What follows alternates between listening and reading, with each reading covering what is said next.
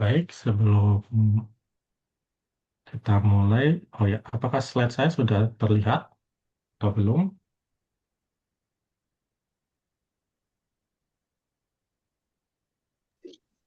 Sudah, Pak.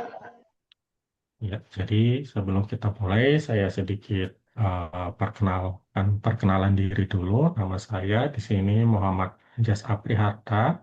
Teman-teman di sini, ya mungkin ada yang seumuran ya sama saya ya, atau ada yang di bawah atau di atas saya ya. Saya jadinya panggil teman-teman saja. Jadi eh, saya di sini diamanahkan untuk menjadi tutor ya dalam mata kuliah Statistika Inferensial untuk 3 kali pertemuan.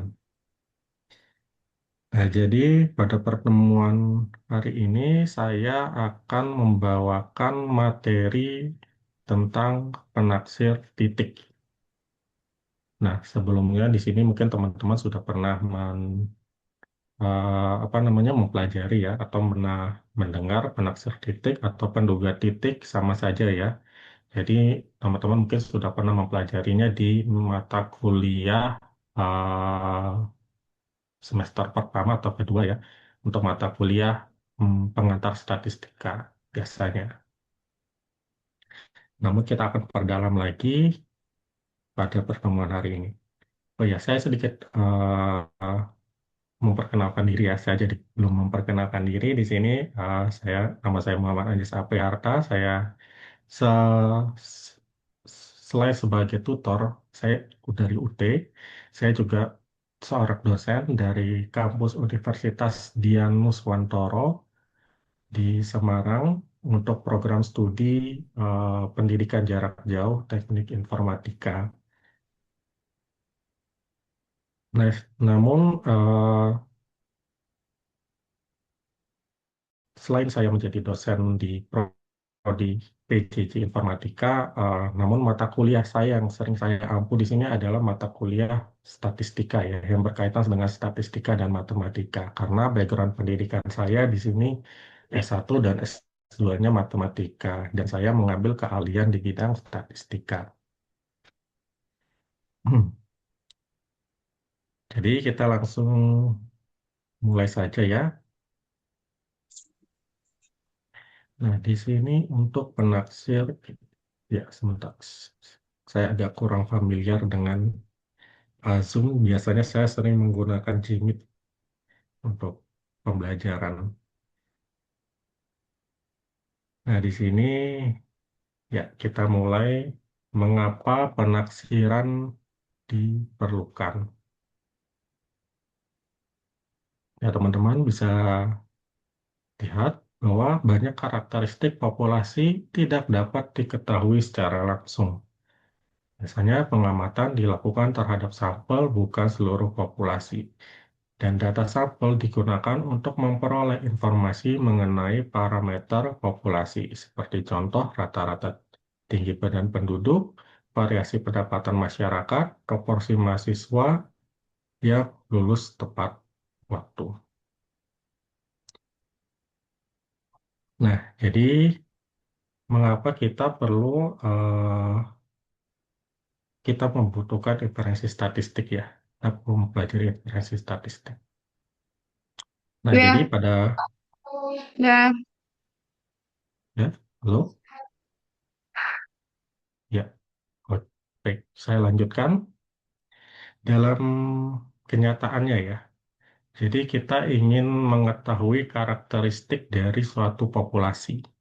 Nah, populasi itu apa? Jadi populasi itu adalah seluruh objek ya, yang menjadi perhatian, yang menjadi perhatian kita, yang menjadi perhatian penelitian ya. Contohnya misalkan kita ingin populasi adalah seluruh mahasiswa di sebuah universitas terbuka, seperti itu. Seluruh penduduk di Indonesia. Nah, namun masalahnya karakteristik dari populasi seringkali kita tidak ketahui secara langsung. Karena apa? Karena jumlahnya yang sangat banyak dan membutuhkan waktu yang sangat lama untuk mengumpulkan data dari semuanya. Contoh, apakah? kita bisa mengukur tinggi badan seluruh penduduk Indonesia satu persatu. Seluruh penduduk yang jumlahnya ya 200 juta lebih ya. Nah, tentu aja itu akan sulit ya bagi kita ya untuk mengukur tinggi badan seluruh penduduk Indonesia. Nah, oleh karena itu kita memerlukan sampel. Nah, jadi karena kita tidak mungkin mengamati seluruh populasi, maka kita perlu mengambil sampel. Nah, sampel di sini adalah bagian dari populasi, anggota dari populasi yang, yang dipilih. Misalkan dari populasi 1.000 mahasiswa di universitas terbuka, maka sampel yang diambil dari 1.000 mahasiswa tersebut adalah 300 mahasiswa yang kita ambil secara acak. Nah, tujuan kita mengambil sampel apa? Jadi, data yang diperoleh dari sampel kita gunakan untuk menaksir atau mengestimasi parameter populasi. Nah, muncul lagi istilah parameter. Nah, parameter itu apa? Jadi, parameter itu adalah suatu ukuran ya. Ukuran yang menggambarkan karakteristik populasi. Contoh, misalkan mungkin teman-teman udah ketahui ya, untuk rata-rata populasi biasanya disimbolkan dengan mu. Kalau variasi populasi disimbolkan dengan sigma kuadrat. Nah, nah itu adalah contoh dari parameter. Parameter dari populasi contohnya adalah rata-rata populasi dan variansi populasi. Nah, selain parameter, di sini kita juga mengenal statistik. Nah, statistik itu apa? Statistik itu adalah ukuran yang menggambarkan karakteristik dari sampel. Nah, beda ya. Parameter adalah ukuran yang menggambarkan karakteristik populasi, sedangkan statistik adalah ukuran yang menggambarkan karakteristik sampel. Nah, jadi teman-teman kadang ada yang eh, sulit membedakan antara statistik dengan statistika. Statistika adalah ilmunya, sedangkan eh, statistik adalah ukuran yang menggambarkan karakteristik sampel. Nah, contoh statistik ya misalkan rata-rata sampel yang biasanya kita simbolkan dengan X bar, lalu variasi sampel yang biasanya kita simbolkan dengan S kuadrat. Nah, kita kembali lagi ke parameter. Jadi di sini biasanya parameter tidak kita ketahui. Jadi kita biasanya menggunakan statistik sampel untuk memperkirakan parameter. Nah, misalkan contoh kita ingin mengetahui tadi rata-rata tinggi penduduk Indonesia ya. Kan kita nggak mungkin mengukur seluruh penduduk ya, tinggi seluruh penduduk Indonesia. Maka kita ambil misalkan 2.000 sampel ya secara acak. Maka kita peroleh sampel rata-rata tinggi badan. Sampel rata-rata tinggi badan penduduk Indonesia. Nah, misalkan kita peroleh tingginya rata-rata tinggi badannya adalah misalkan 160 cm. Jadi 160 itu kita sebut sebagai statistik sampel. Nah, nilai tersebut yang akan kita pakai untuk menaksir tinggi rata-rata dari seluruh penduduk sampel. Jadi, ya, di sini hubungan antara uh, statistik dengan parameter, misalkan untuk khususnya rata-rata tinggi badan penduduk ya, berarti itu mu. Ya,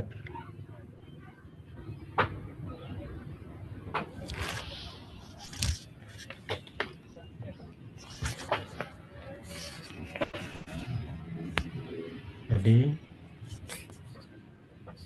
mu itu kita tidak pakai tanda sama dengan, jadi kita pakai tanda seperti ini ya. Mu ini adalah taksiran. Mu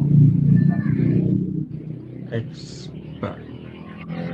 Jadi taksiran dari rata-rata tinggi penduduk, eh, taksiran rata-rata tinggi badan penduduk seluruh Indonesia adalah nilai rata-rata sampel atau X bar.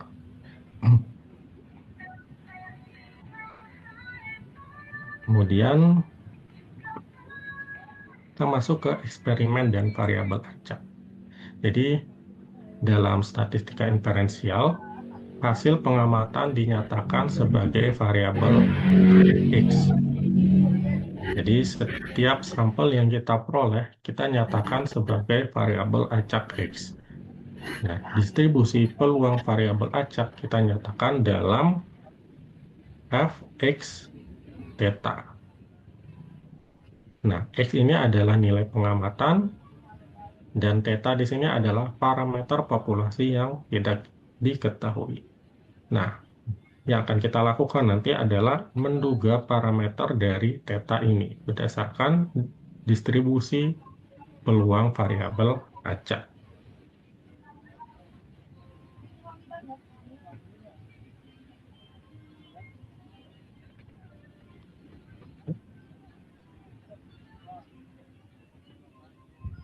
Nah, kemudian model probabilitas populasi.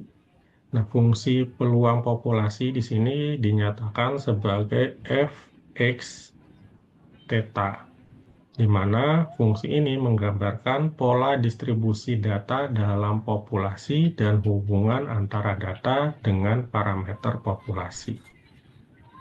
Nah, contoh, teman-teman mungkin sudah mengetahui ya untuk keluarga distribusi dari distribusi Ya, normal, gamma, Weibull, atau Poisson.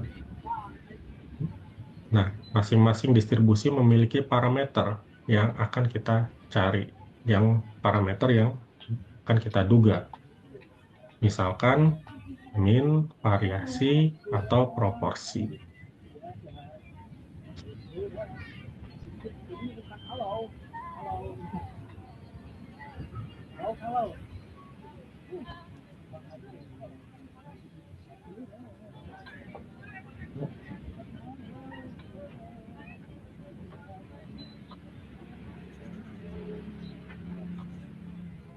Baik, kita lanjutkan.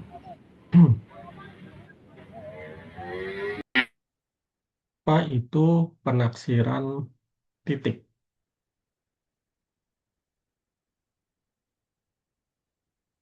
Nah, jadi penaksiran titik. Di sini penaksiran titik adalah proses menentukan satu nilai yang digunakan untuk memperkirakan parameter populasi yang tidak diketahui. Tujuan kita adalah ingin menaksir parameter theta berdasarkan data sampel. Contoh, misalkan data dari data sampel kita memperoleh nilai rata-rata. Rata-rata sampel. Nah, dari rata-rata sampel kita akan menaksir rata-rata populasi.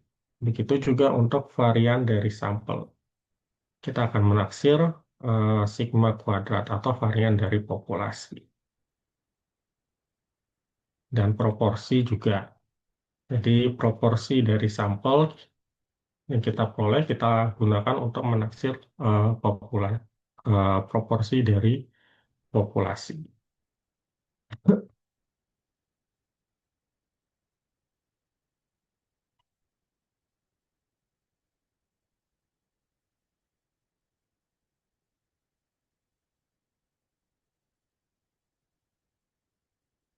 Nah, kemudian kita masuk ke sampel acaknya. Nah, misalkan kita mem- mengambil sampel dari populasi. Nah, di sini kita asumsikan sampel yang kita ambil adalah X1, X2, sampai Xn. Jadi banyaknya sampel adalah sebanyak N, di mana sampel yang kita ambil memiliki karakteristik saling independen, berasal dari distribusi yang sama, dan mengikuti fungsi peluang. Nah, sampel yang kita ambil ini yang akan kita pakai untuk menaksir parameter. Jadi, sampel ini menjadi sumber informasi dalam kita menaksir parameter.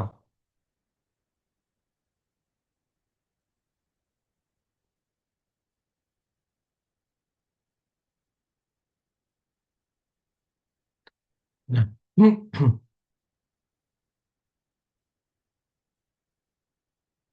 nah, mengapa kita harus mengambil sampel secara acak? Jadi tujuan kita mengambil sampel di sini adalah agar sampel yang kita ambil di sini mewakili populasi. Jika sampel yang dipilih kita secara sembarangan, dipilih secara sembarangan atau bias, maka proses penaksirannya bisa aja salah, bisa jadi salah. Nah, misalkan kita ingin mengetahui rata-rata nilai mahasiswa, contohnya. Namun di sini yang kita pilih hanya mahasiswa yang berprestasi saja. Ya, artinya ya memiliki nilai rata-rata nilai yang sangat tinggi. Apakah sampel yang kita ambil atau nilai mahasiswa yang berprestasi ini cukup mewakili populasi atau tidak? Pertanyaannya.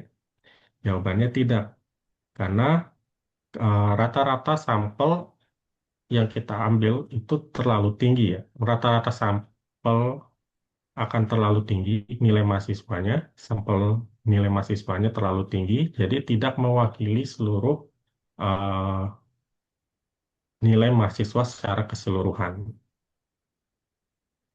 Jadi, karena itu kita perlu gunakan pengambilan sampel secara acak, sehingga setiap anggota populasi itu memiliki kesempatan yang sama untuk terpilih menjadi sampel. Nah, di sini karakteristik sampel acak harus independen ya, saling independen.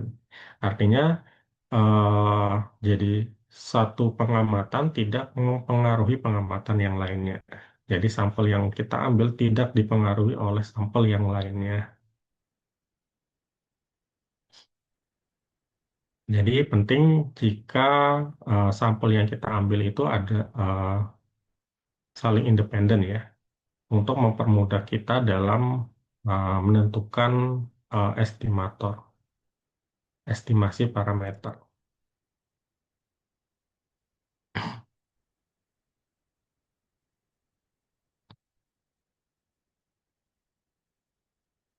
Nah, untuk sampel acak independen, nah di sini karena kita asumsikan sampel acak, kita mengambil sampel acak dengan eh, dan sampel tersebut adalah saling independen,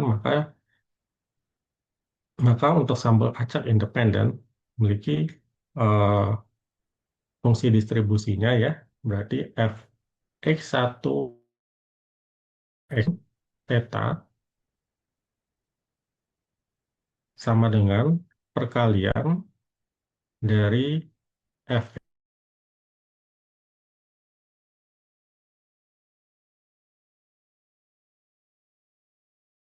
sampel acak yang kita ambil saling independen.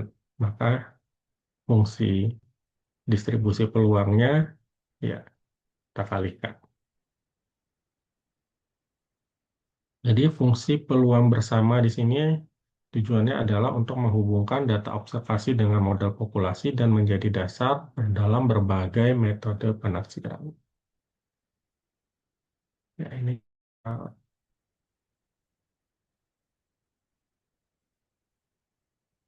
ya, ruang parameter. Ruang parameter adalah himpunan semua nilai yang mungkin dari parameter theta ya. Jadi semua nilai yang mungkin kita peroleh dari parameter theta. Misalkan jika parameter yang kita ingin estimasi adalah nilai rata-rata, maka himpunan semua dari nilai rata-rata di sini berada pada interval dari min tahingga sampai tahingga. Sedangkan jika tetanya adalah proporsi,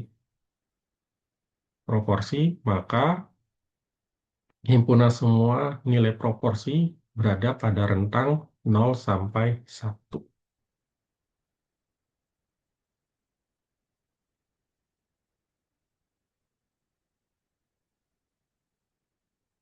Ini kita lewati saja.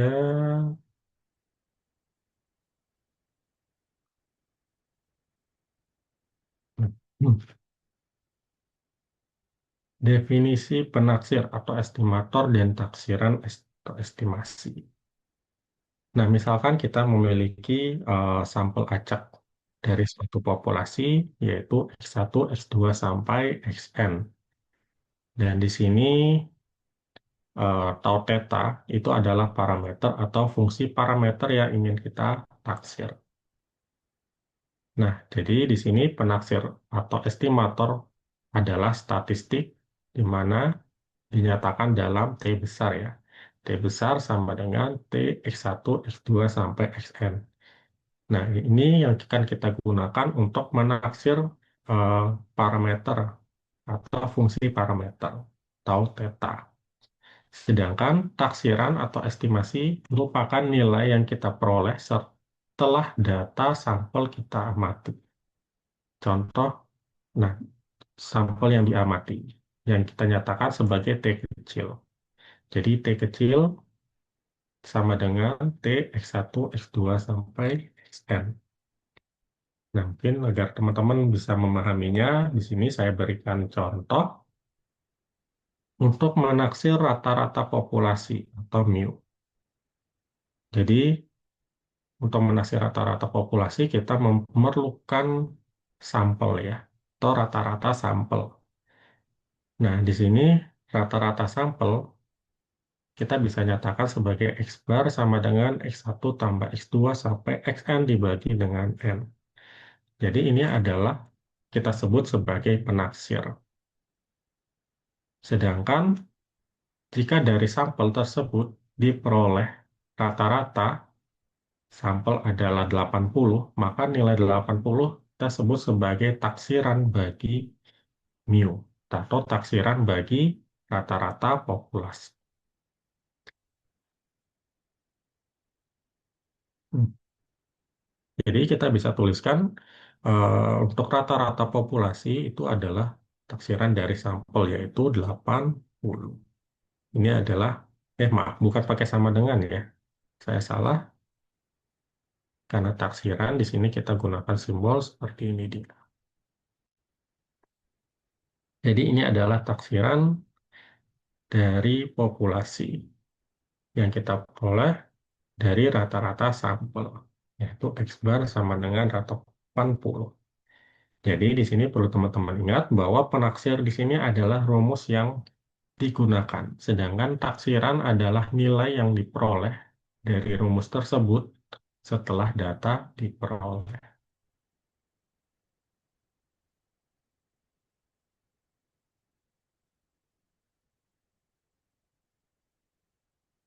Nah, di sini ada dua metode penaksiran yang akan kita pelajari. Yang pertama adalah metode Bowman dan yang kedua adalah metode maksimum likelihood. Nah, pertama kita masuk ke metode Bowman. Jadi, metode Bowman di sini merupakan salah satu metode penaksiran parameter yang diperkenalkan oleh Karl Persson. Jadi, ide utamanya di sini dalam metode Bowman adalah kita menyamakan momen sampel dengan momen populasi. Nah, kata kuncinya di sini adalah menyamakan momen sampel dengan momen populasi atau momen teoritis untuk memperoleh nilai taksiran parameter. Jadi, untuk mendapatkan penduga titik atau penduga parameter dengan metode momen, kita perlu menyamakan momen sampel dengan momen populasi.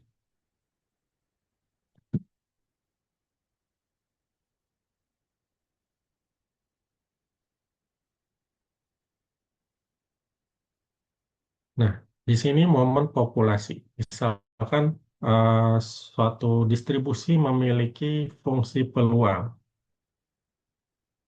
Nah, di sini suatu distribusi memiliki fungsi peluang yang dinyatakan sebagai fx, theta 1, theta 2, sampai theta k.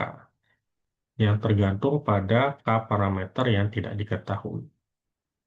Jadi parameter theta keseluruhan dari theta 1 sampai theta K tidak diketahui. Maka untuk momen populasi ke J, kita bisa nyatakan sebagai, jadi mu J, mu aksen J, ini adalah rata-rata ya, rata-rata dari populasi, mu aksen J sama dengan EXJ, jadi nilai ekspektasi.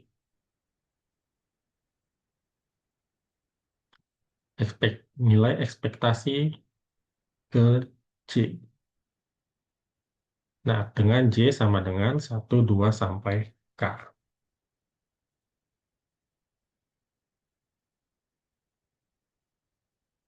Kemudian untuk momen sampel, jadi untuk sampel acak X1, X2 sampai Xn, maka momen sampel ke J bisa kita definisikan sebagai M aksen J sama dengan 1/N dikali sigma XIJ. Jadi ini untuk momen sampel ya seperti kita menghitung nilai rata-rata pada umumnya ya. Jadi rumusnya seperti ini. Sedangkan untuk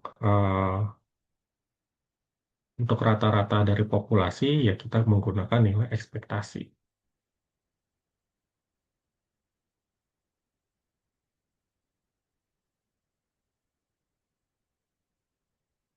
Nah, kemudian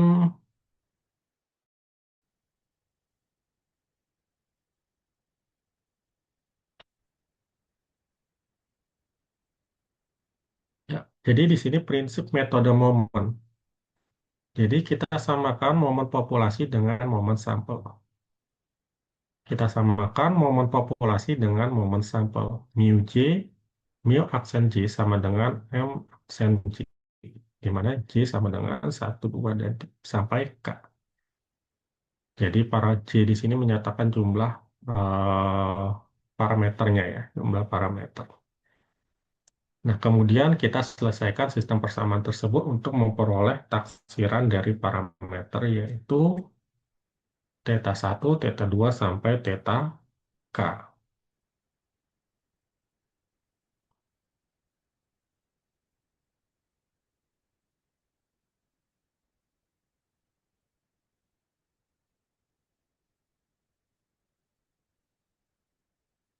Nah, langkah-langkah kita menggunakan metode momen. Di sini pertama tentukan momen populasi. EX, EX kuadrat, atau X pangkat 3. Nah, biasanya kita hanya sampai dua ini saja ya, EX dan EX kuadrat. Hitung momen sampel. Setelah kita tentukan momen populasi, kita hitung momen sampel. M1 aksen dan M2 aksen. Kemudian kita samakan momen populasi dengan momen sampel, lalu selesaikan sistem persamaan, lalu kita peroleh penaksir theta. Jadi, pada prinsipnya di sini ya, karakteristik sampel akan dibuat mirip dengan semirip mungkin dengan karakteristik populasi, sehingga parameter yang tidak kita ketahui dapat kita taksir atau dapat kita duga. Jadi, pada prinsipnya metode momen di sini ya kita akan menerapkan ya kita akan menyamakan di mana momen populasi itu sama dengan momen sampel. Nah, kita mungkin langsung ke contoh saja ya untuk memahami penerapan dari momen sampel. Nah, di sini diketahui sampel acak X1, X2 sampai Xn yang berasal dari distribusi dengan fungsi kepadatan peluang f x theta sama dengan theta plus 1 x pangkat theta. Dengan batasan di sini batasan dari x adalah dari 0 sampai 1. Nah, tentukan taksiran untuk theta menggunakan metode Moore. Nah, tujuan kita di sini adalah ingin theta, menduga theta dengan metode Moore. Berarti yang akan kita cari di sini adalah theta duganya berapa? Apa?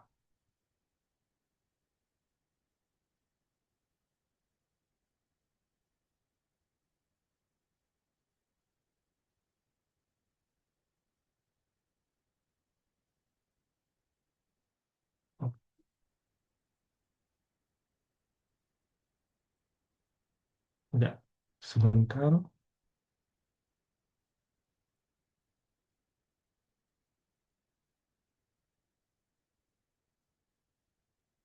Nah, ya saya akan coba coret-coret di sini ya. Apa sudah terlihat coretan kosong saya?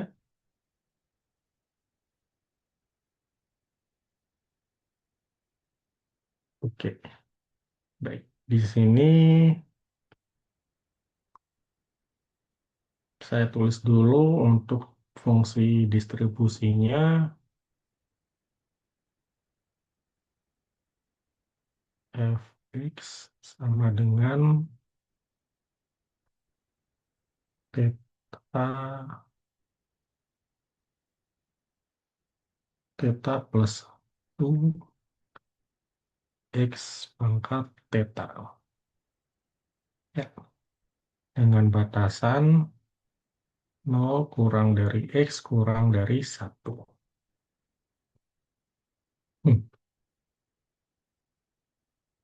Nah, kita akan mencari taksiran dari theta atau penduga theta dengan menggunakan metode momen. Nah, langkah pertama di sini kita hitung momen populasi. Kita hitung momen populasi pertama. Hitung momen populasi pertama. Nah, momen populasi pertama itu adalah EX. Jadi, rata-rata populasi kita nyatakan sebagai ekspektasi X. Jadi, mu satu aksen sama dengan EX.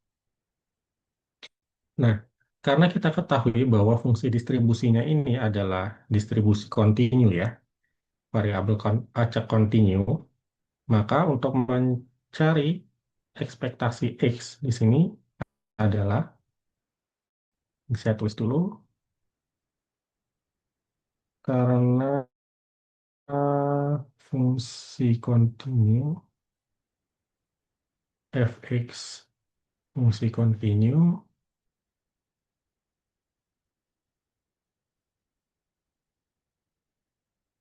ini, maka untuk menghitung ekspektasi X itu adalah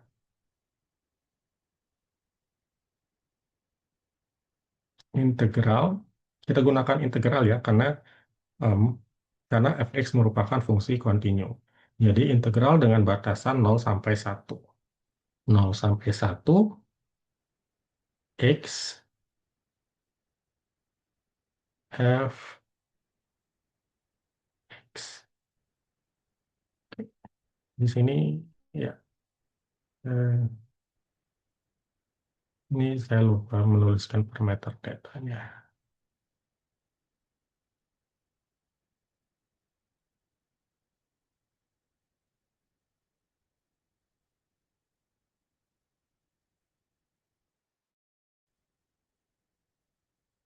Nah, jadi kita hitung momen populasi pertama yaitu ekspektasi X dengan cara ya integral 0 sampai 1 X dikali fx theta dx. Tinggal kita masukkan fungsinya X dikali theta plus 1 X pangkat theta dx. Nah, tinggal kita selesaikan saja ini bentuk integralnya. Jadi saya tuliskan di sini saja. Jadi di sini kita punya koefisien yaitu theta plus 1 ya. Kita bisa keluarkan dari integral. Jadi theta plus 1 integral 0, 1 X dikali X pangkat theta.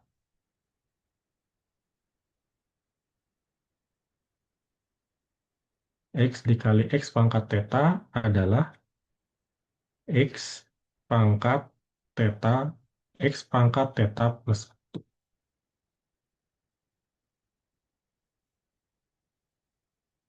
dx.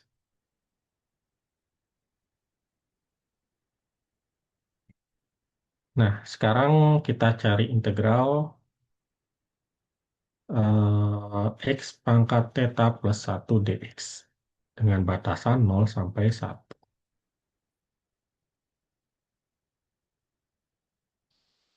Ini integral x theta plus 1 dx sama dengan 1 per theta plus 2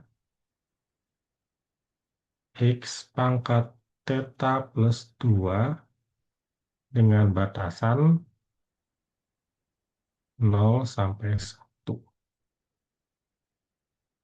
Nah, sekarang tinggal kita substitusikan x-nya dengan 1 dan 0. Jadi 1 per theta plus 2,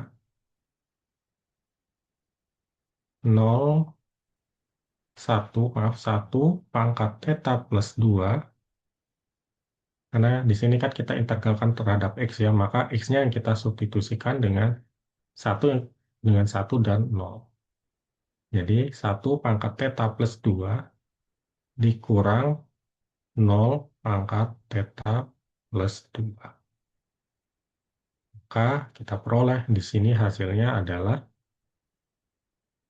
1 per theta plus 2.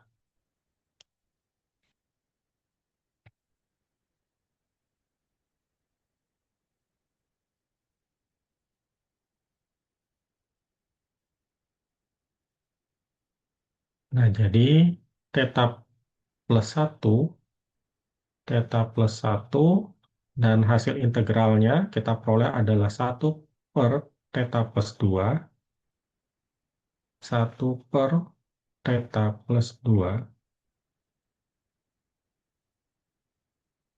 maka expect maka di sini tinggal kita satukan saja theta plus 1 per theta plus 2. Jadi nilai ekspektasi X, jadi nilai ekspektasi X atau mu satu aksen itu sama dengan theta plus 1 per theta plus 2. Ya, sampai di sini ada yang ingin ditanyakan untuk proses perhitungannya.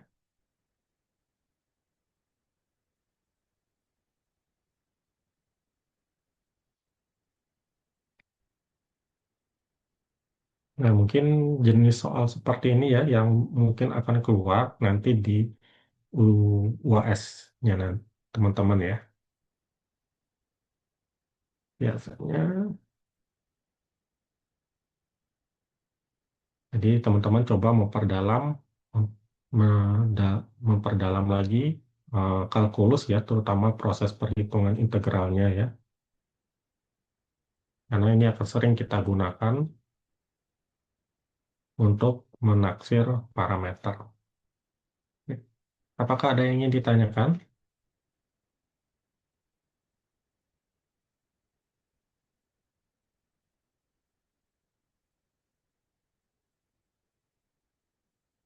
Ya, bisa dipahami. Jadi saya lanjutkan. Oke. Nah, prinsip dari metode momen tadi adalah momen populasi kita samakan dengan momen sampel. Nah, jadi kita akan cari atau kita akan hitung momen sampel. Momen sampel pertama. Karena sebelumnya kita telah menentukan momen populasi pertama, maka kita akan tentukan juga untuk momen sampel pertama.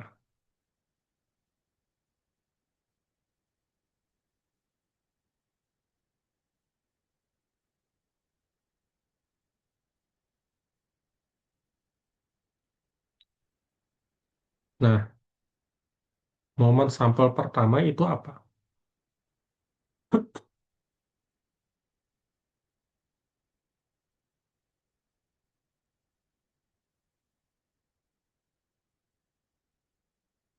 Nah, jadi sesuai dengan sampel momen populasi pertama, yaitu rata-rata populasi, maka momen sampel pertama adalah rata-rata dari sampel, rata-rata sampel.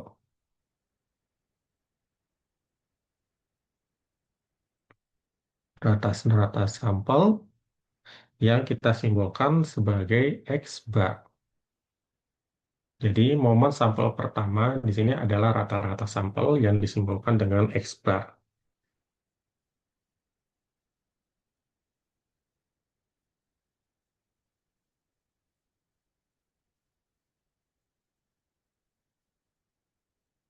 Nah, di sini rata-rata sampel. Jadi atau X bar. Nah, kita tahu untuk rumus X bar atau rata-rata sampel di sini adalah sigma XI per N ya, di mana I berjalan dari 1 sampai N. Ini adalah rumus dari rata-rata sampel. Maka, dengan prinsip metode momen, kita menyamakan momen populasi pertama sama dengan momen sampel pertama. Atau kita bisa tuliskan hmm, mu, mu satu aksen sama dengan X bar. Nah, mu satu aksennya apa tadi kita dapat? Jadi, theta plus satu, theta plus satu per theta plus 2 sama dengan X bar.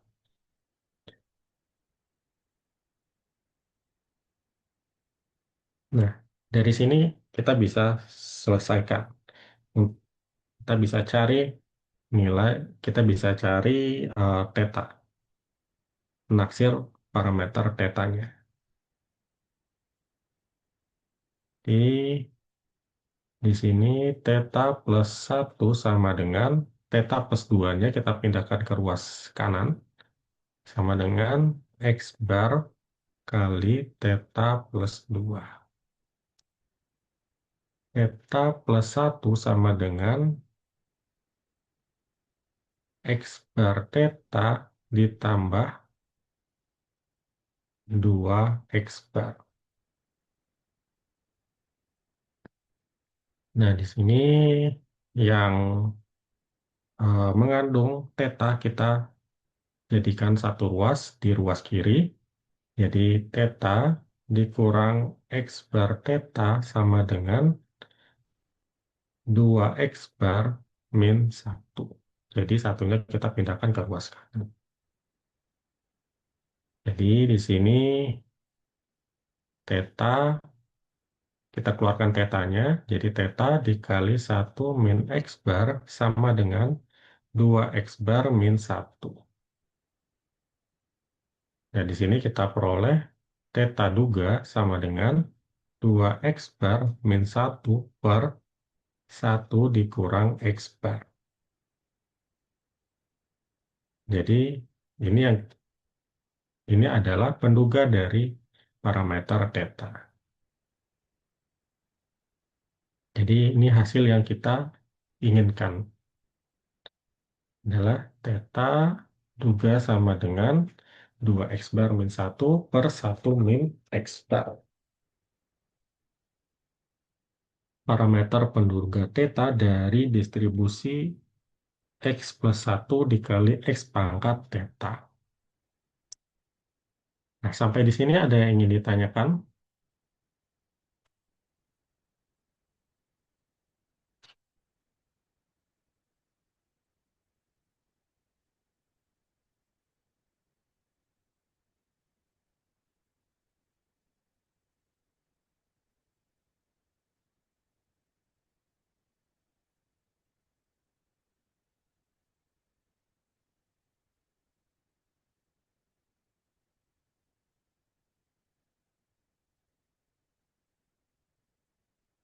Ya, jadi teman-teman perlu diingat ya, prinsip dari eh, metode momen di sini adalah kita menyamakan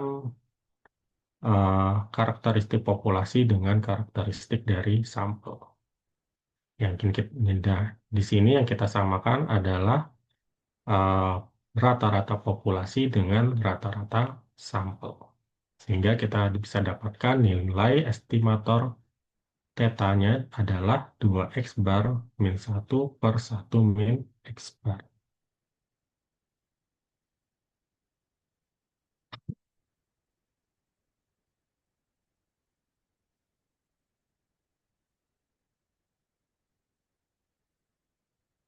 Ya, kita lanjut ke contoh kedua. Contoh kedua, diketahui sampel acak X1, X2, sampai Xn. Nah, di sini kita memiliki sampel acak sebanyak N yang berasal dari distribusi uniform dengan fungsi kepadatannya adalah Fx alfa beta sama dengan 1 per beta min alfa dengan batasan X berada di antara alfa sampai beta. Nah, di sini karena kita memiliki dua parameter ya, parameter alfa dan beta, kita ditugaskan untuk menentukan taksiran atau penduga dari parameter alfa dan beta menggunakan metode momen. Jadi ada dua taksiran yang akan kita duga. Berbeda dengan contoh satu, kita hanya menduga taksiran dari beta. Dan di sini pada contoh dua, kita akan mencari taksiran dari alfa dan beta. Taksiran dari alfa dan beta ke.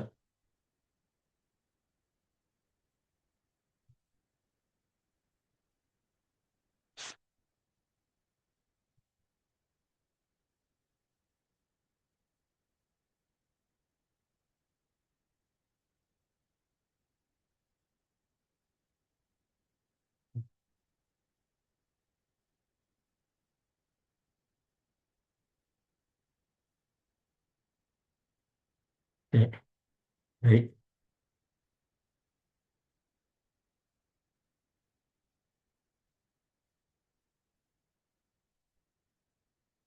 Nah, di sini langkah pertama, karena di sini kita punya dua taksiran ya, alfa dan beta, maka untuk kita akan menghitung momen populasi pertama, momen populasi kedua. Momen populasi pertama itu adalah rata-rata populasi atau nilai ekspektasi X, sedangkan untuk momen populasi kedua itu adalah varian populasi.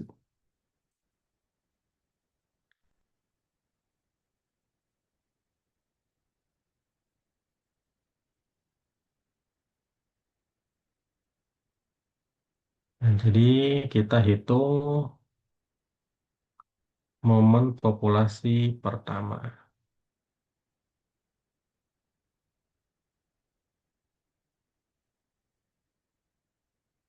Pertama yaitu EX, ekspektasi atau rata-rata populasi.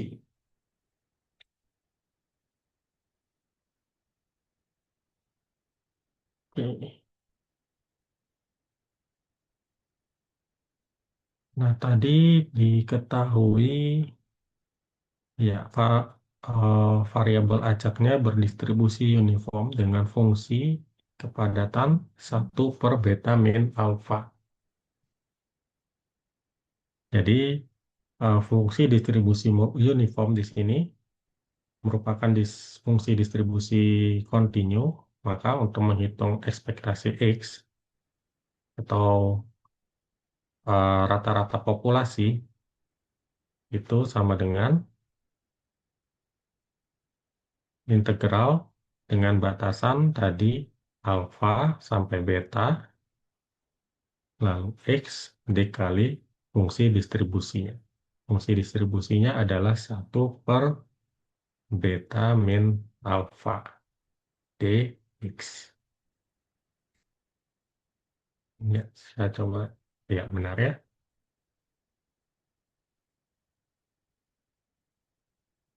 Nah, di sini yang kita integralkan adalah terhadap X. Jadi, koefisiennya ini 1/beta min alfa bisa kita keluarkan dari integral.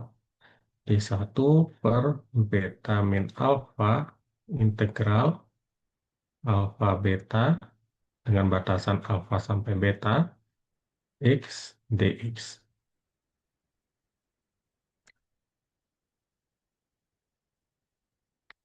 Nah, sekarang kita akan cari hasil dari integral X dx dengan batasan alfa sampai beta.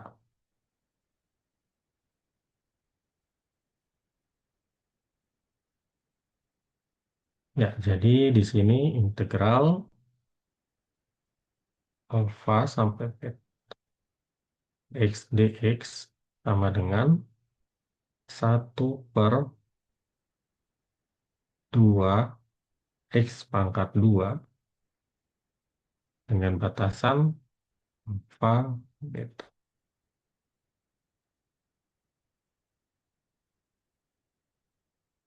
Di setengah, tinggal kita substitusikan x dengan batasan yang kita miliki, jadi setengah beta kuadrat dikurang alfa kuadrat. Beta kuadrat dikurang alfa kuadrat. Atau persamaan ini bisa kita ubah menjadi setengah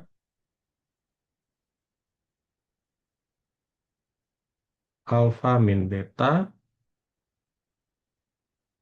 atau setengah alfa min beta dikali beta plus alfa.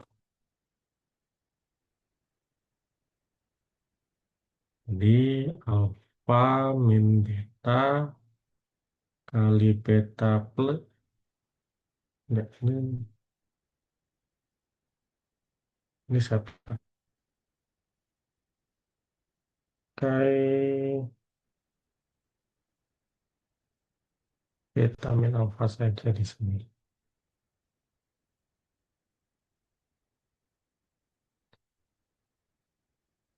Beta alfa kali alfa plus beta. Jadi di sini beta min alfa kali beta plus alfa per 2.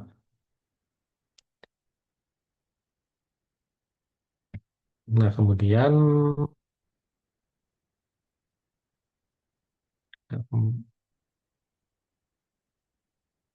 ya jadi nilai momok populasi pertama itu sama dengan 1 per beta min alfa dikali hasil integral tadi, kita peroleh beta min alfa dikali beta plus alfa per 2. Nah, ini kita bisa hilangkan sehingga ekspektasi X atau momen populasi pertama di sini adalah beta plus alfa per 2.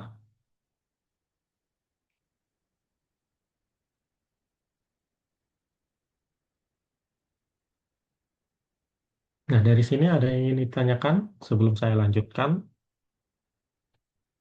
Saya akan lanjutkan untuk menghitung momen populasi kedua atau varians dari populasi.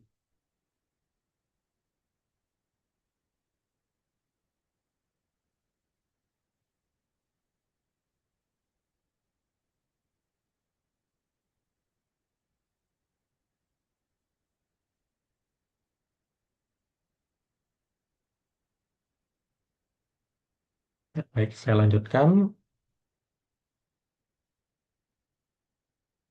Kita hitung momen populasi kedua.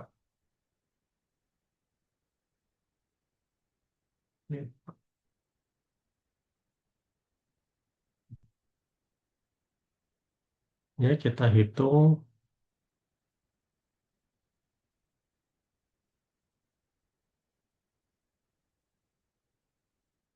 momen populasi kedua.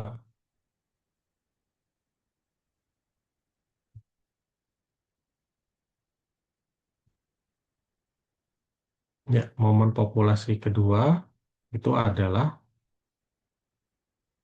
varians populasi.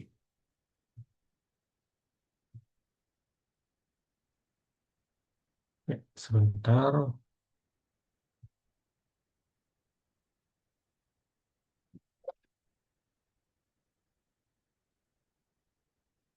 Ya, kita akan hitung momen populasi kedua, yaitu varians populasi, atau kita tuliskan sebagai sigma kuadrat.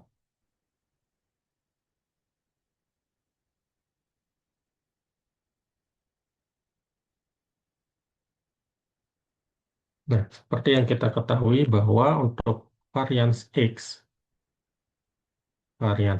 itu sama dengan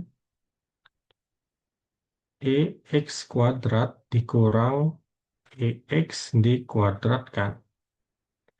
Ekspektasi X kuadrat dikurang ekspektasi X yang dikuadratkan. Jadi kita sudah memperoleh nilai ekspektasi X yaitu beta plus alfa per 2. Nah, selanjutnya untuk menghitung varians X, kita perlu mencari EX kuadrat. Nah, jadi EX kuadrat ini kita nyatakan sebagai mu mu 2 aksen sama dengan EX kuadrat sama dengan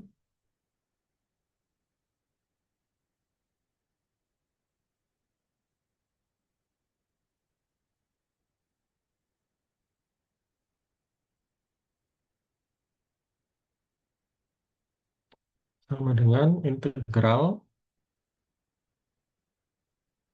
alfa beta dengan batasan alfa beta X kuadrat dikali, karena di sini yang kita cari adalah ekspektasi X kuadrat, maka kita kalikan X kuadrat dengan fungsi distribusinya, yaitu 1/beta min alfa kali dx.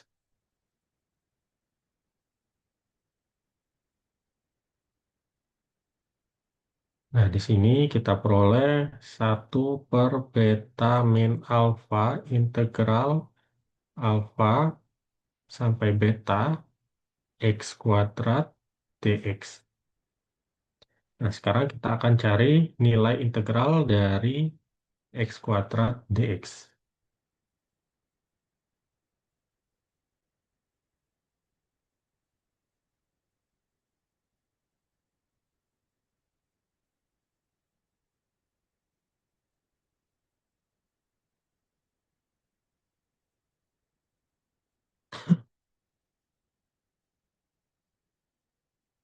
Ya, jadi integral dengan batasan alfa, beta, X kuadrat dx sama dengan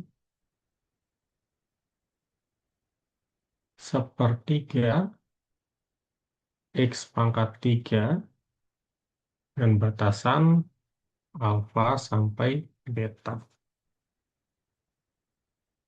Jadi sepertiga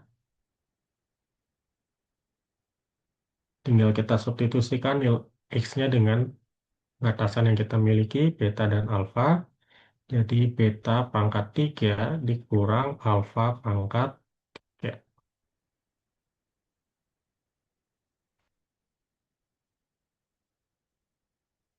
Atau sepertiga, jadi bentuk beta pangkat 3 dikurang alfa pangkat 3 kita bisa ubah menjadi beta min alfa dikali beta kuadrat plus alfa beta, maaf bukan plus, min ya, min alfa beta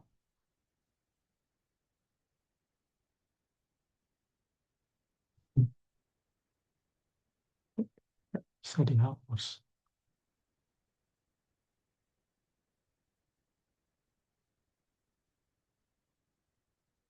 Plus alfa kuadrat.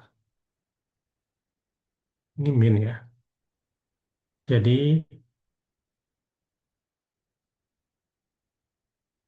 ya maaf ya tulisan saya jelek kalau di layar.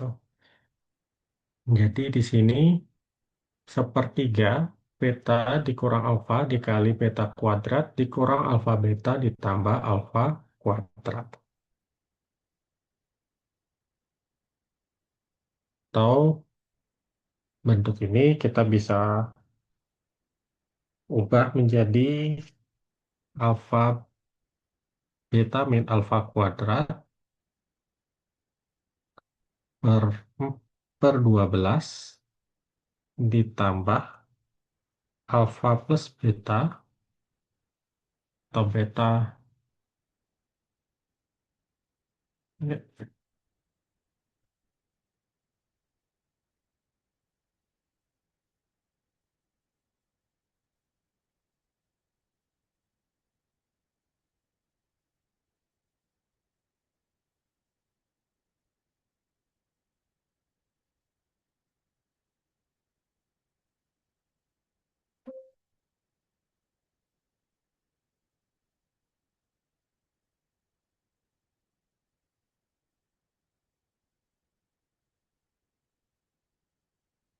ya saya coba keluar dulu.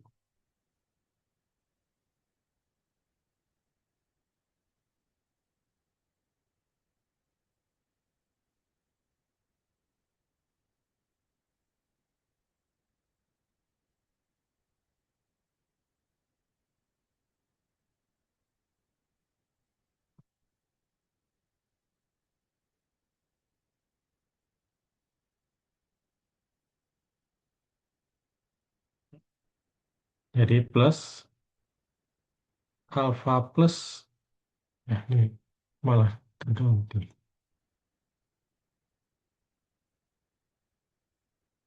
Alfa plus beta kuadrat per 4.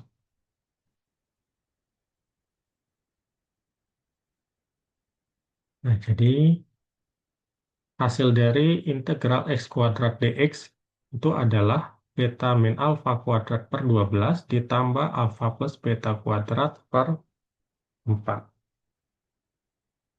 Nah, hasil ini adalah ekspektasi dari x kuadrat.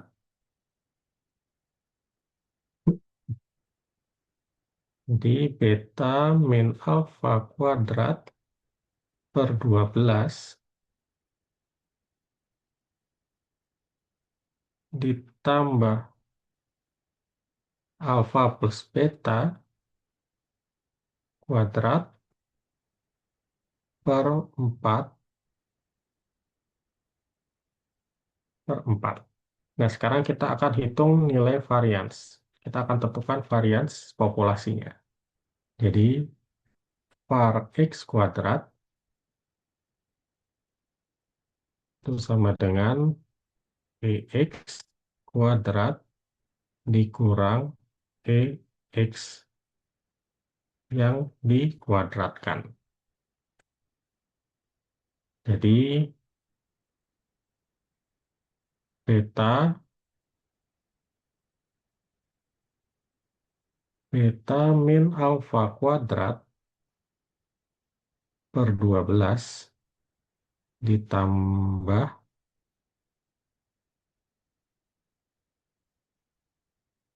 ditambah alfa plus beta kuadrat atau beta plus alfa ya, sama saja. Beta plus alfa kuadrat per 4 dikurang EX kuadrat. Tadi kita peroleh nilai EX itu adalah beta plus alfa per 2. Sehingga di sini kita kuadratkan.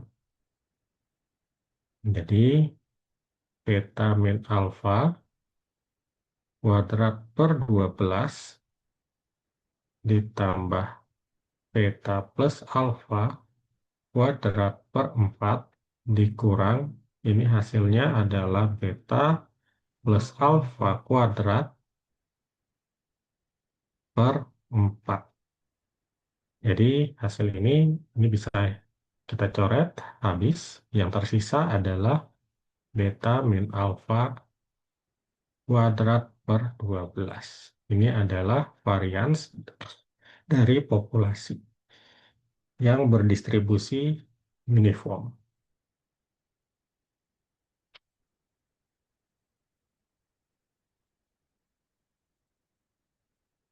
Atau S kuadrat atau sigma kuadrat sama dengan varians dari X. Oh, ini bukan X kuadrat. Ini sayangnya nggak bisa dihapus. Ya, sudah. Ya, sampai sini ada yang ingin ditanyakan. Proses ini masih belum selesai ya. Kita belum mendapatkan taksiran atau penduga dari masing-masing parameter alfa maupun beta. Nah, di sini kita hanya baru menentukan momen populasi kedua.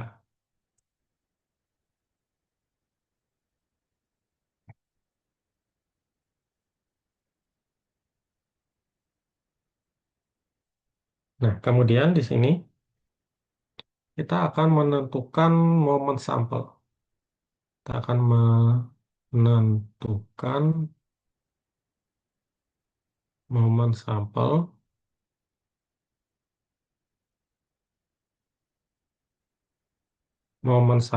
untuk masing-masing dari momen populasi. Jadi yang kita peroleh tadi adalah momen populasi pertama dan momen populasi kedua.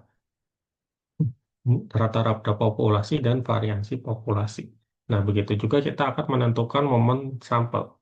Jadi rata-rata sampel dan variansi sampel. Nah, di sini ya, jadi untuk momen pertama sampel it- atau rata-rata sampel itu adalah X bar yang kita rumuskan sebagai sigma XI per N. Kemudian untuk eh,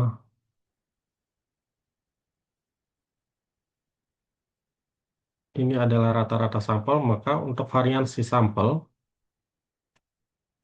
sampel di sini kita simbolkan sebagai S kuadrat. S kuadrat sama dengan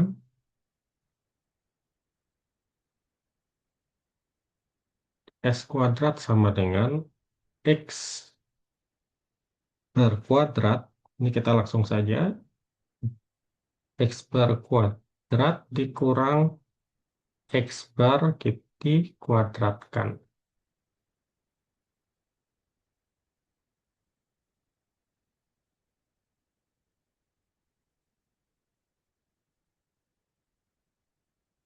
Nah, jadi sini perlu teman-teman ingat bahwa untuk momen sampel itu adalah X bar atau rata-rata sampel, dan untuk variansinya S kuadrat kita rumuskan sebagai X bar kuadrat dikurang X bar dikuadratkan. Nah, kemudian kita akan menyamakan momen populasi dengan momen sampel. Kita akan menyamakan momen populasi dan momen sampel.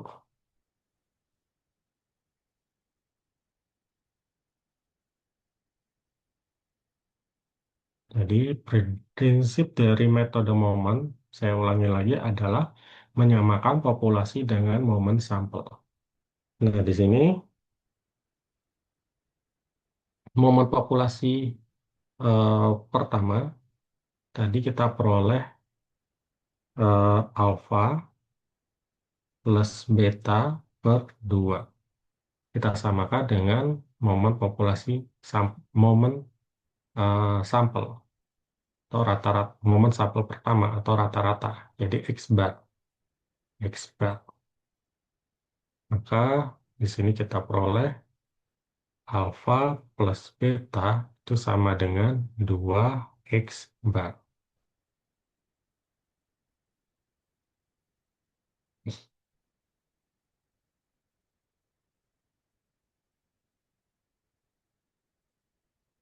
Nah, sementara itu kita juga akan menyamakan momen populasi kedua dengan momen sampel kedua, yaitu variansi populasi dengan variansi dari sampel. Jadi, variansi populasi yang kita peroleh tadi adalah beta min alfa kuadrat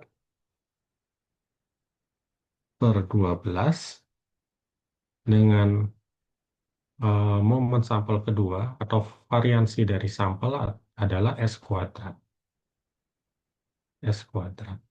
Maka beta min alfa kuadrat sama dengan 12 S kuadrat. Kita pangkatkan, maaf, kita akarkan kedua ruas menjadi beta min alfa sama dengan akar 12 S kuadrat. Atau akar 12 dikali akar S kuadrat. Nah, kita tahu bahwa akar S kuadrat atau akar dari varians itu adalah standar deviasi.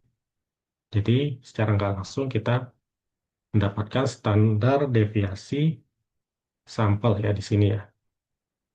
Standar deviasi sampel menjadi akar 12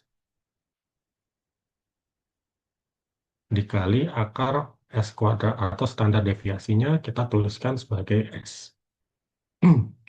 Jadi beta min alfa sama dengan akar 12 S.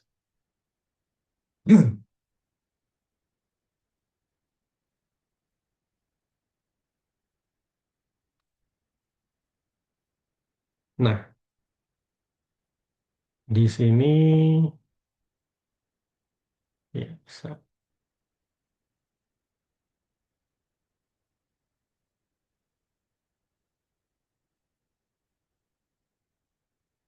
Nah, kita di sini kita punya dua persamaan ya. Dua persamaan alfa plus beta sama dengan 2X bar. Saya tulis lagi di sini pakai tinta hijau saja.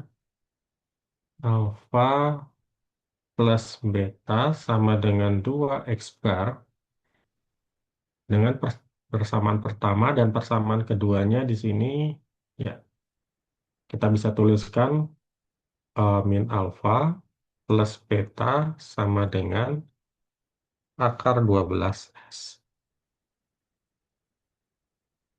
Akar 12 S. Nah, kita bisa menggunakan metode eliminasi ya. Kita akan eliminasi beta di sini. Kita akan eliminasi beta untuk mendapatkan estimator alfa. Jadi, kita kurangkan kedua ruas, sehingga nilai betanya ini hilang. Yang tersisa adalah alfa. Jadi, alfa dikurang min alfa adalah 2 alfa, sama dengan 2X bar dikurang 12, maaf, akar 12 S.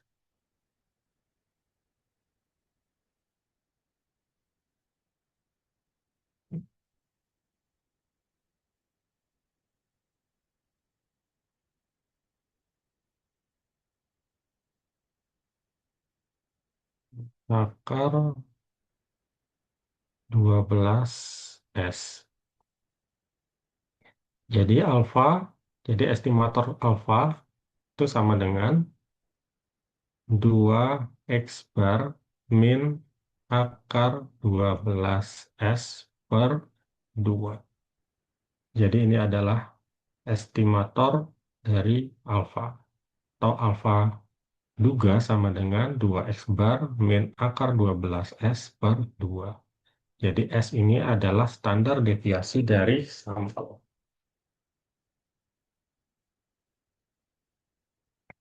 Nah, sekarang setelah kita dapatkan estimator alfa, sekarang kita cara yang sama kita lakukan untuk mendapatkan estimator beta. Jadi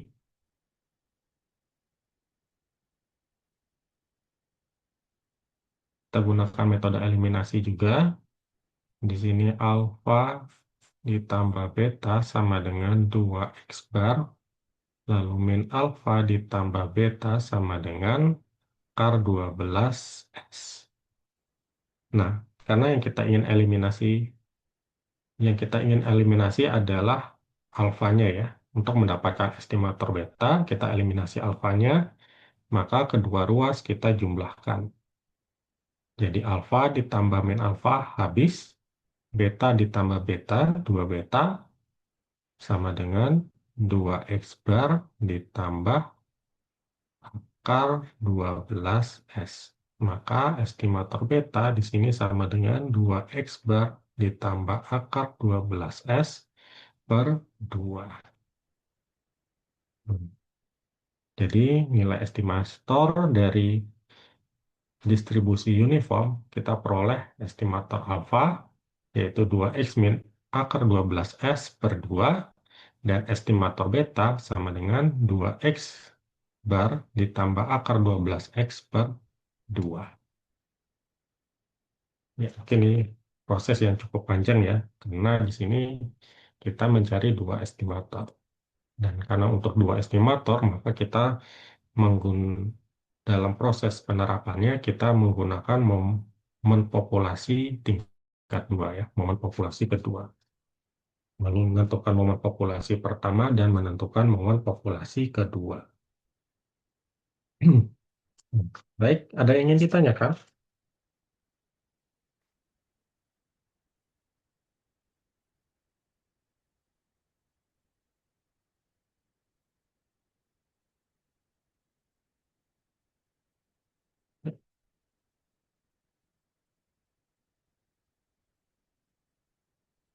Jika tidak ada, saya akan lanjutkan materi kita setelah kita membahas metode momen. Jadi, metode penaksiran yang kedua yang akan kita pelajari adalah metode likelihood atau metode maksimum likelihood. Nah, jadi metode maksimum likelihood. Jadi metode yang paling sering digunakan oleh para ahli ya untuk menaksir eh, parameter eh, khususnya sampel yang berukuran besar. Karakteristik sampel yang berukuran besar. Jadi efektif. Jadi dari dua metode yang kita pelajari, baik metode momen maupun metode likelihood, yang paling efektif di sini adalah penggunaannya adalah metode maksimum likelihood, di mana ya tadi untuk menaksir parameter akan lebih baik jika sampel-sampel yang kita miliki dalam ukuran besar.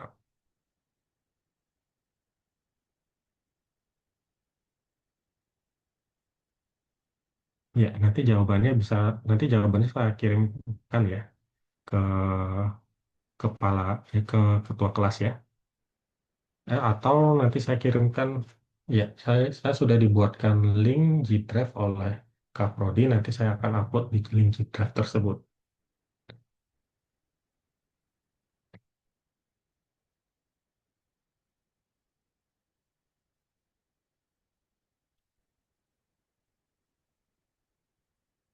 Nah, jadi metode ini akan memilih nilai dalam ruang parameter yang berkaitan dengan likelihood. Dan nilai tersebut merupakan nilai yang terbesar bagi data observasi sebagai penaksir dari suatu parameter yang tidak diketahui.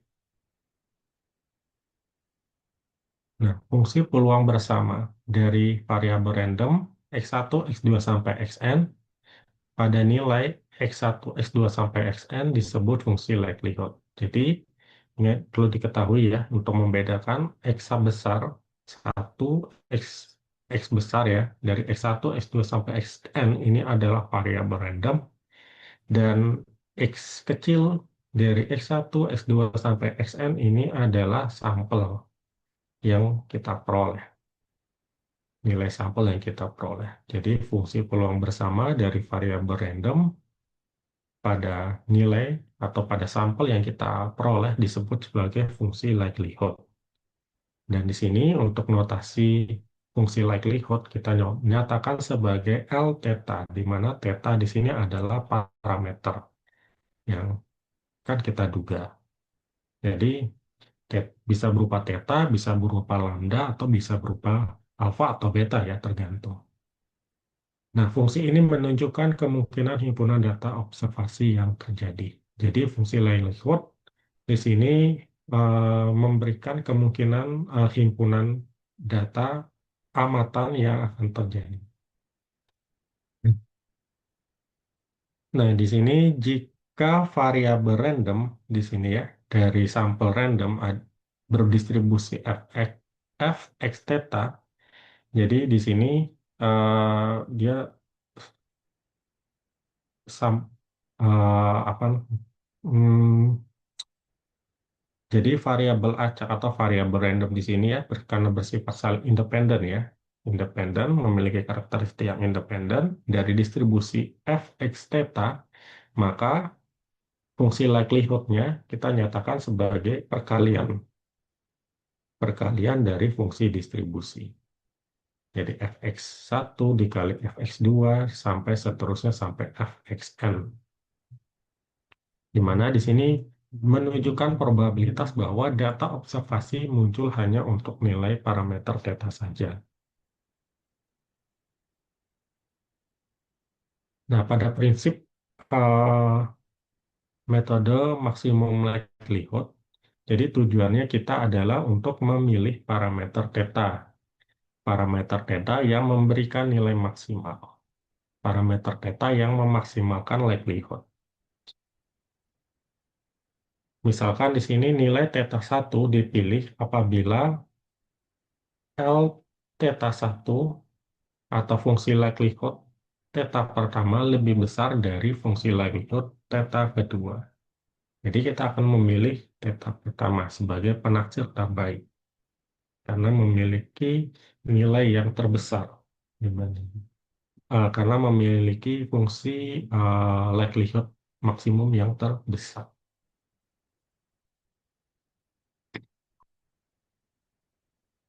Jadi intisari dari fungsi likelihood di sini adalah untuk mengukur kemungkinan data terjadi untuk setiap nilai parameter. Dan maksimum likelihood tujuannya adalah memilih parameter dengan kemungkinan yang paling besar. Dan biasanya metode ini digunakan secara luas dibandingkan metode momen karena sifat penaksirannya yang konsisten dan efisien, khususnya untuk sampel yang sangat besar.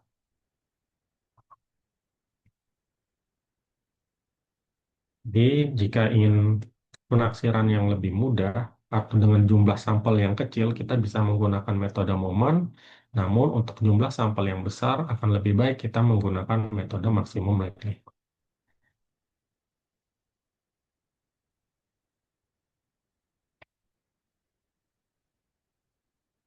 Nah, misalkan L theta yang dinyatakan sebagai f x1, x2, sampai xn. Di sini harusnya ketik koma theta ya. Adalah fungsi peluang bersama dari variabel random x1, x2, sampai xn. Untuk himpunan observasi, jadi ini himpunan sampel yang kita peroleh, x1, x2, sampai xn, maka nilai penduga parameter theta yang memaksimalkan L theta kita sebut sebagai taksiran maksimum likelihood. Jadi theta duga di sini menjadi penaksir parameter berdasarkan data yang tersedia.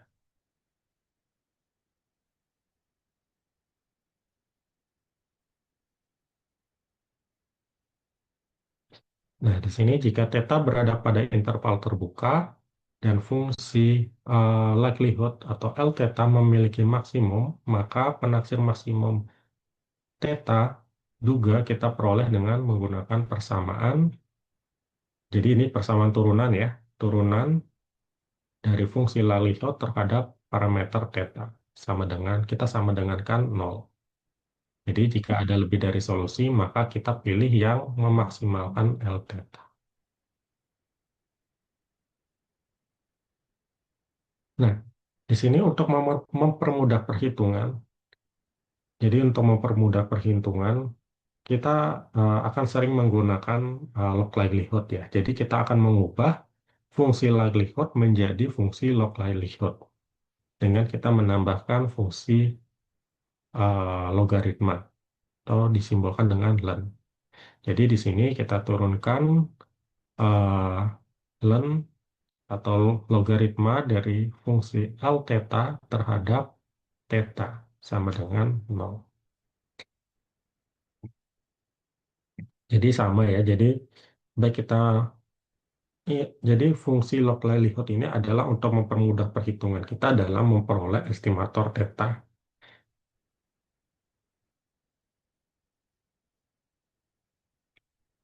Nah, di sini langkah-langkah dalam metode maksimum likelihood estimator.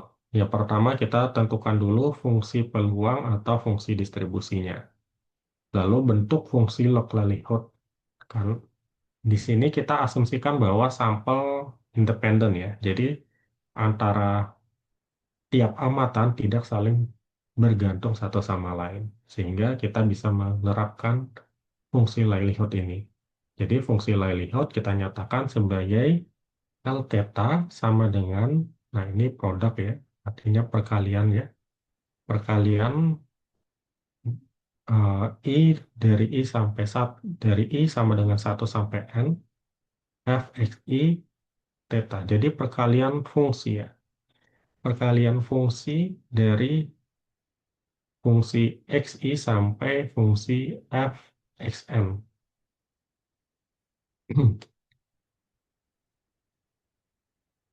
Bentuk fungsi log livelihood kita bisa nyatakan sebagai L, ini L kecil theta sama dengan ln L theta.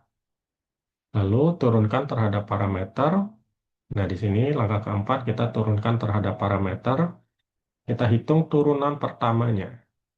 Kita hitung turunan pertamanya D L theta per D theta.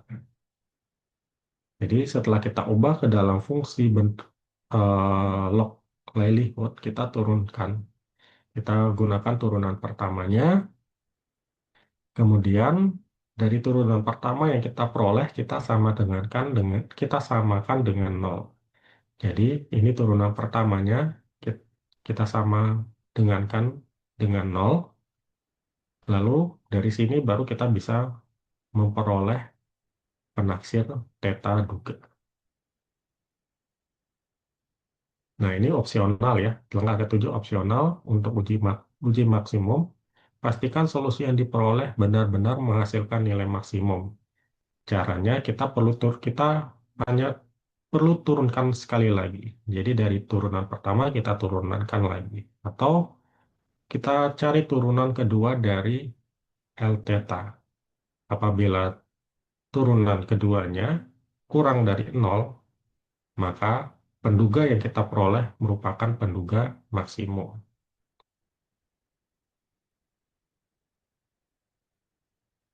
Nah, di sini saya beri contoh. Misalkan X1, X2, sampai Xn merupakan sampel acak dari distribusi Poisson dengan parameter lambda yang memiliki fungsi peluang seperti ini. Ini adalah fungsi distribusi diskrit ya.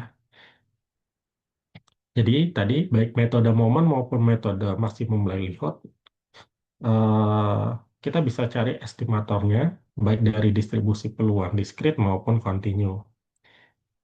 Nah, di sini pada contoh ini kita ya ini adalah fungsi distribusi peluang diskrit ya. Jadi kita diminta untuk mencari penduga parameter lambda menggunakan metode maksimum likelihood.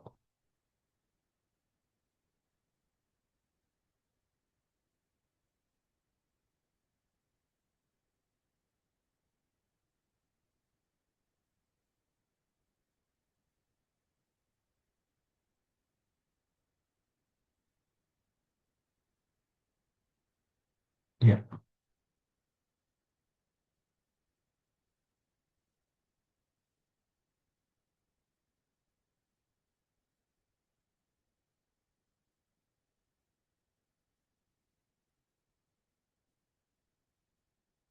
Nah, di sini tadi kita tuliskan kembali ya distribusi peluangnya. Jadi, misal kita misalkan tadi X1, X2, sampai Xn ini adalah variabel acak yang mengikuti distribusi Poisson acak dari distribusi Poisson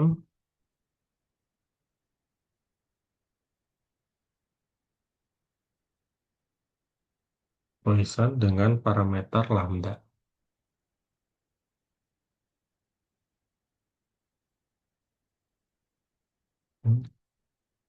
Nah, di mana fungsi distribusi Poisson di sini bisa kita tuliskan sebagai f(x) lambda sama dengan e pangkat min lambda dikali lambda x per x faktorial. Dengan x sama dengan 0, kita mulai dari 0, 1, 2, 3, dan seterusnya. Jadi biasanya di soal sudah diberikan fungsi distribusinya ya. Atau mungkin karena kalau biasanya di soal juga hanya menyebutkan distribusi Poisson. Nah, di sini teman-teman mungkin perlu menghafal ya masing-masing fungsi distribusi diskrit maupun kontinu ya. Baik distribusi Poisson, distribusi normal, uniform, gamma, beta, Weibull, dan lain sebagainya. Nah, di sini ya, kemudian kita akan bentuk langkah berikutnya adalah kita akan membentuk fungsi likelihood-nya. Membentuk membentuk fungsi likelihood. Nah, selanjutnya kita akan membentuk fungsi likelihood-nya. Jadi L theta itu sama dengan ya ini produk dari I sampai 1, dari 1 sampai N, E pangkat min lambda dikali lambda XI per XI faktorial.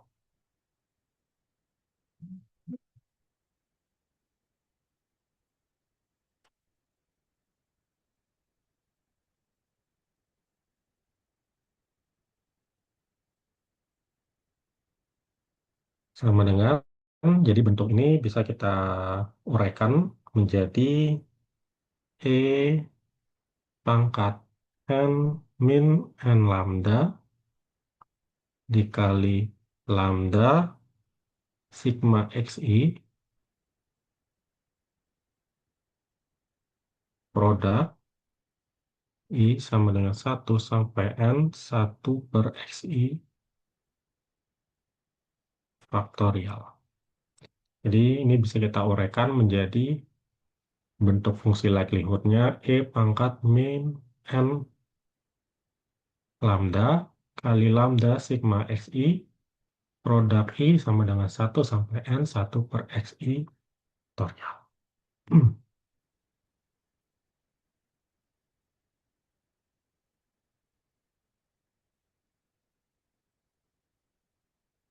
Nah, kemudian langkah ketiga. Langkah kita ketiga adalah kita mengubah bentuk fungsi likelihood menjadi fungsi log likelihood. Jadi mengubah fungsi likelihood menjadi fungsi log likelihood. Fungsi log likelihood.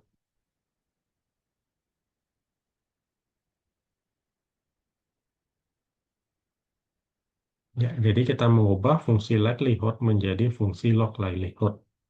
Caranya ya tinggal kita menambahkan fungsi logaritma ya dalam fungsi likelihood. Jadi L theta itu sama dengan len dari L theta. Jadi kita lenkan len E min N lambda dikali lambda sigma XI dikali produk I sama dengan 1 sampai N 1 per XI faktorial.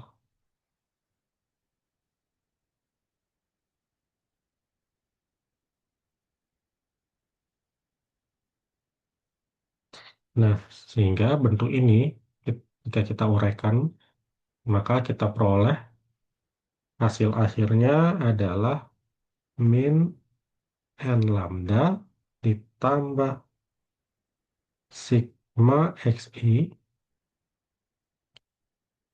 ya, sigma XI dikali len lambda dikurang sigma len XI faktorial.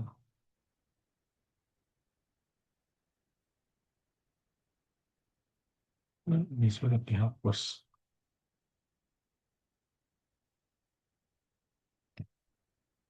Nah, jadi saya ulangi lagi ya. Jadi eh, kita akan di sini kita mengubah fungsi likelihood menjadi fungsi log likelihood sehingga menjadi min n lambda ditambah sigma xi len lambda dikurang sigma len xi lambda. Hmm. Nah, di sini ya biar nggak tidak membingungkan di sini saya tambahkan ya sigmanya batasannya adalah i sampai dari 1 sampai n. I dari 1 sampai n.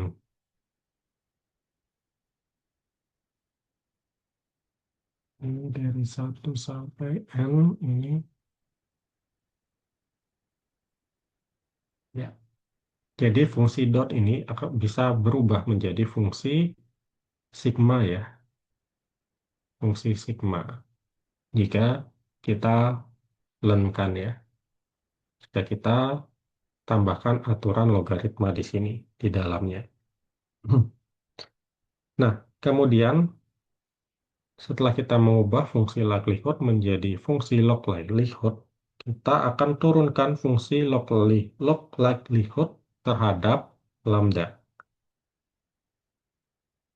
Langkah keempat, berarti di sini kita turunkan fungsi log likelihood likelihood terhadap lambda. Kenapa kita turunkan terhadap lambda? Karena kita ingin mencari estimator parameter lambda dari distribusi Poisson. Nah, maka kita turunkan fungsi log likelihood-nya terhadap lambda. Jadi, D L lambda per lambda D lambda sama dengan D per D lambda dari fungsi L lambdanya adalah min N lambda ditambah sigma dari I sama dengan 1 sampai N XI len lambda dikurang sigma I sama dengan 1 sampai N len XI faktorial. Nah, sekarang kita turunkan terhadap lambda. Jadi di sini tiap suku dari persamaan ini kita turunkan. Jadi min n lambda turunan kita turunkan terhadap lambda menjadi min n, kemudian ya ini sigma xi lam sigma xi ln lambda kita turunkan terhadap lambda menjadi sigma sigma xi dari i sampai dengan 1 sampai n per lambda. Kemudian sigma ln xi faktorial. Sigma ln xi faktorial. Karena tidak mengandung lambda ya, maka hasil turunannya menjadi nol. Jadi turunannya yang kita peroleh di sini, turunan fungsi log likelihood terhadap lambda adalah min n ditambah sigma xi per lambda.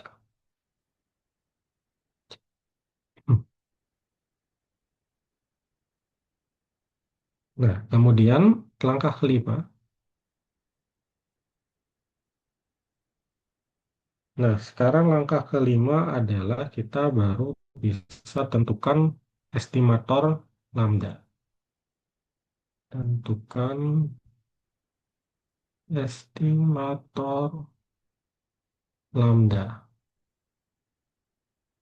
Dalam hal ini lambda duga ya, atau lambda topi. Atau lambda topi. Nah, caranya bagaimana? Caranya kita turunan yang kita peroleh tadi kita sama dengankan dengan nol. Jadi min n plus sigma i sama dengan 1 sampai n xi per lambda itu sama dengan kan kita sama dengankan dengan nol.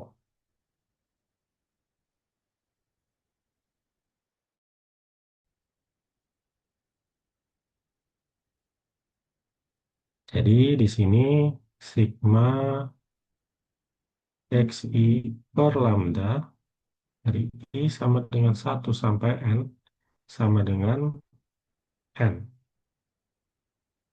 Maka berarti lambdanya kita pindahkan ke ruas kanan, n-nya kita pindahkan ke ruas kiri. Jadi lambda topi itu sama dengan sigma xi dari i sama dengan 1 sampai n per n. Nah, kita tahu bahwa persamaan ini adalah untuk menghitung rata-rata dari sampel. Jadi lambda topi sama dengan rata-rata dari sampel yaitu X bar. Jadi estimator dari lambda itu sama dengan X bar atau estimator dari lambda itu sama dengan rata-rata sampel. Jadi di sini hasil akhirnya ya tujuan kita adalah ini ya, mendapatkan estimator dari lambda.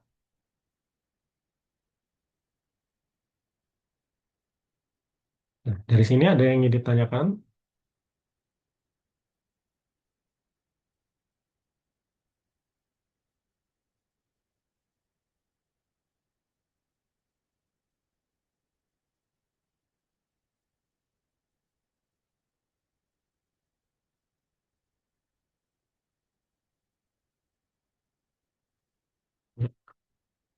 Kita lanjutkan. Nah, jadi estimator dari parameter lambda pada distribusi Poisson adalah nilai rata-rata sampel ya, atau rata-rata sampel atau X bar-nya. Nah, kemudian kita ke contoh kedua. Nah, untuk ke contoh kedua di sini, misalkan X1, X2, sampai Xn merupakan sampel acak yang berasal dari distribusi eksponensial dengan parameter lambda yang memiliki fungsi kepadatan peluangnya adalah fx lambda sama dengan lambda e pangkat min lambda x. Jadi ini adalah fungsi distribusi dari distribusi eksponensial. Nah, kita diminta untuk menentukan penduga parameter lambda menggunakan metode maksimum likelihood.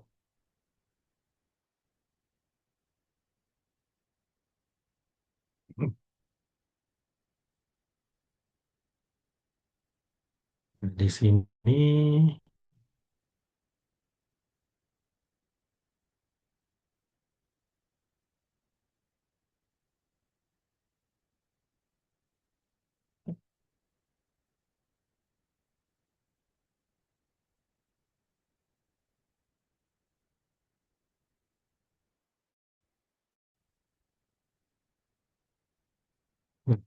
di sini untuk contoh yang kedua, kita tentukan dulu distribusinya ya. Jadi dari soal sudah diketahui bahwa eh, eh, variabel acak atau variabel randomnya ya berdistribusi eksponensial.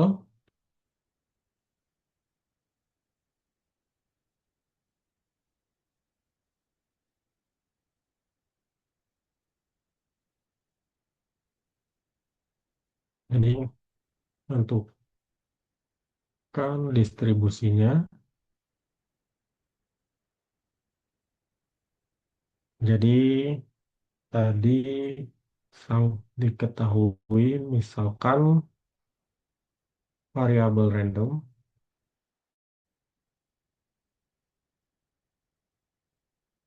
x1, x2 sampai xn itu berdistribusi eksponensial.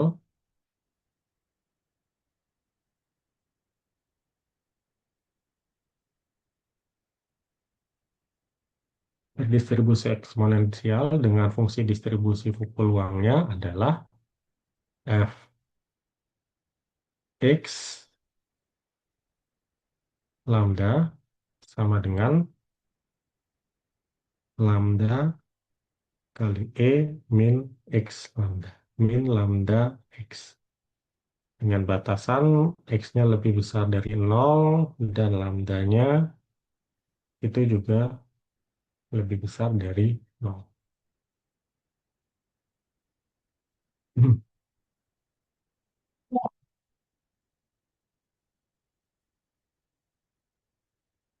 Nah, di sini setelah kita tentukan distribusinya ya, jadi distribusinya ini sudah berasal dari soal tadi ya.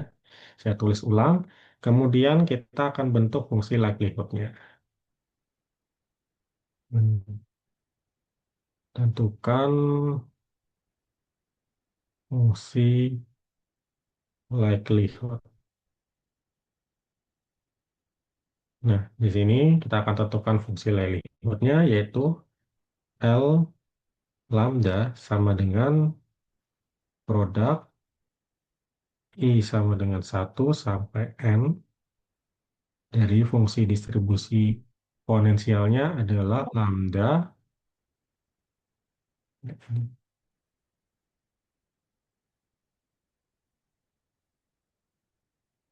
Nah, ini nggak bisa dihapus. Jadi saya coret aja ya. Jadi lambda, jadi lambda E pangkat min lambda X I.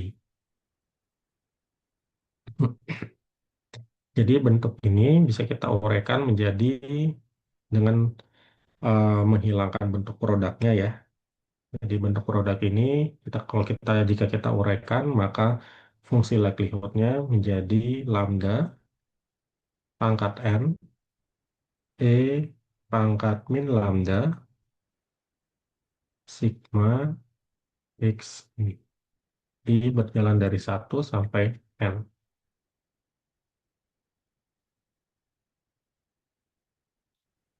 Nah, ini adalah fungsi likelihood-nya. Kemudian dari fungsi likelihood ini, untuk mempermudah kita dalam mendapatkan estimator, kita perlu mengubahnya lagi menjadi bentuk log likelihood. Mengubah fungsi likelihood menjadi fungsi log likelihood. Nah, jadi L tet L lambda itu sama dengan ln dari L lambda. Nah, di sini kita lenkan, kemudian ln lambda pangkat n, E pangkat min lambda, sigma I berjalan dari 1 sampai n, xi. Kemudian di sini kita uraikan, kita peroleh n ln lambda dikurang lambda sigma I berjalan dari 1 sampai n xi. Jadi fungsi log likelihood yang kita peroleh dengan mengubah fungsi likelihoodnya adalah n ln lambda min lambda sigma I berjalan dari 1 sampai n xi.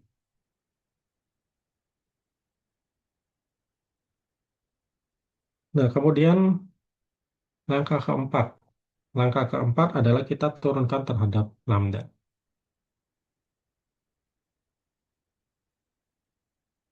Kita turunkan fungsi log likelihood terhadap lambda. Nah, jadi D L lambda per D lambda sama dengan D per D lambda N ln lambda dikurang lambda sigma I berjalan dari 1 sampai N xi.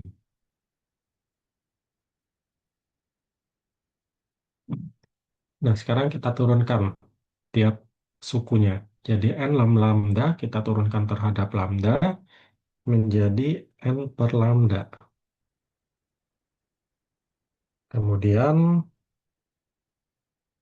lambda sigma lambda sigma xi kita turunkan terhadap lambda menjadi sigma xi min sigma xi. I berjalan dari 1 sampai n.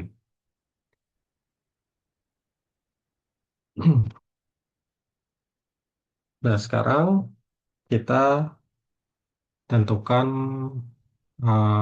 estimasi parameter lambdanya. Jadi langkah kelima kita tentukan estimasi parameter lambdanya dengan kita menyamakan hasil turunannya dengan sama dengan 0. Jadi tentukan estimator lambda atau lambda topi. Jadi hasil turunan yang kita peroleh tadi kita samakan sama dengan ke 0, n per lambda dikurang sigma xi dengan I berjalan dari 1 sampai n sama dengan 0. Nah, kemudian n per lambda sama dengan sigma xi. Jadi kita pindahkan sigma xi ke ruas kanan. Jadi sigma xi. Kemudian di sini yang kita cari adalah ini, estimator lambda. Berarti lambda topi sama dengan n per sigma xi, di mana I berjalan dari 1 sampai n.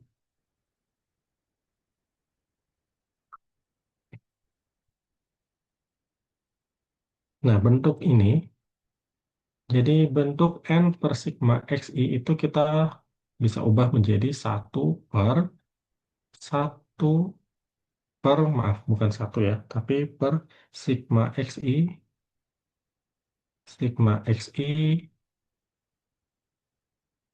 per n. Ini kan sama saja ya. Jadi n per sigma xi, kalau kita ubah bentuknya menjadi 1 per sigma xi per n. Sama. Nah, kita tahu bahwa bentuk ini, sigma SI per N adalah rata-rata dari sampel. Jadi satu per rata-rata sampel adalah X bar. Jadi lambda topi itu sama dengan satu per X bar. Jadi estimator lambda dari distribusi eksponensial adalah satu per X bar atau satu per sam rata-rata sampel.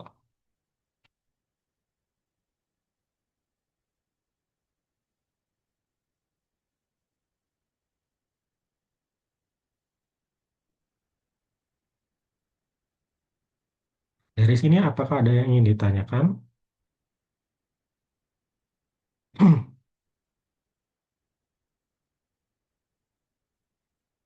Ya, jadi ada dua soal latihan ya yang teman-teman bisa coba di sini. Silakan teman-teman bisa coba di rumah. Dan jika ingin berdiskusi dengan saya, teman-teman bisa menghubungi saya ya. Jadi mungkin saya berikan nomor WA-nya di kolom chat.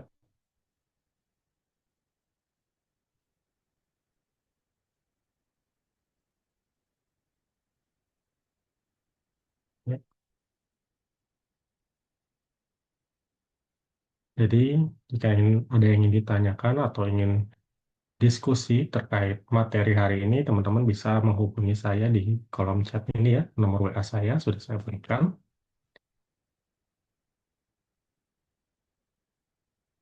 Baik.